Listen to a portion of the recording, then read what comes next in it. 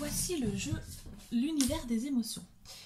Dans ce jeu, il y a donc un plateau avec des pions, 4 planètes qui représentent les émotions, des cartes, de la pâte à modeler et un dé.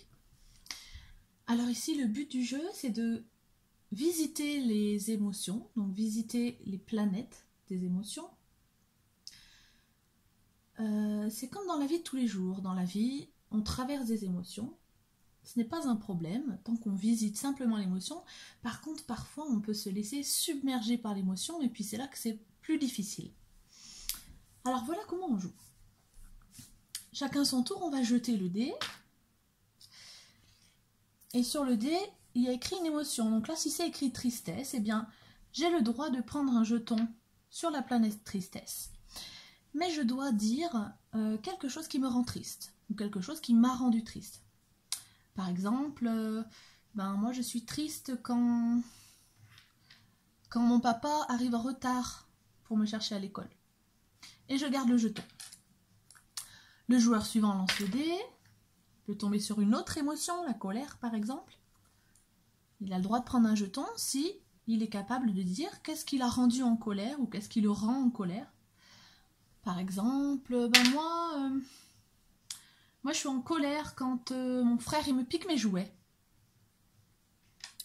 Et puis il garde le jeton.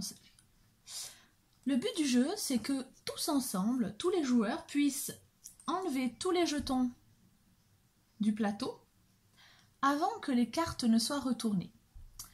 Et justement, quand je tombe sur le trou noir, ça veut dire que je me suis laissée emporter par une émotion, que je me suis laissée complètement déborder. Je vais donc avoir besoin d'aide pour pouvoir sortir de cette émotion. Je retourne une carte au hasard, par exemple celle-ci. Donc la carte m'indique que je me suis laissée déborder par la peur. Pour ça, ici, la carte nous indique que je peux aller chercher un objet dans la pièce où je me trouve. Ça peut être dans la chambre, dans le salon ou alors dans la salle de classe. Chercher un objet qui représente pour moi la peur. Voilà. Alors il y a d'autres cartes. À chaque fois, ici, on voit l'émotion et puis là, ça indique ce que je dois faire. Donc ici, je vais chercher un objet. Ici, je dois modeler avec la pâte à modeler l'émotion. À quoi pourrait ressembler la tristesse? Donc j'ai la pâte à modeler et le joueur peut modeler voilà, sa tristesse. Ici, ce dessin, ça veut dire que je dois mimer l'émotion. Donc là, la joie en l'occurrence, je dois mimer la joie. Hop, donc voilà. Et ici, la dernière, quand il y a un crayon, je dois la dessiner. Donc il faut prévoir des crayons et puis du papier brouillon pour pouvoir dessiner mon émotion. Voilà, donc à chaque fois qu'un joueur tombe sur le trou noir, il retourne une carte. Et quand toutes les cartes ont retourné, s'il reste des jetons, nous avons tous perdu.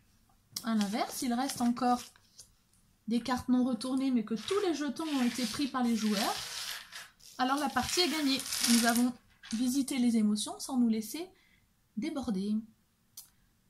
Voilà, je dis le principal. Voilà.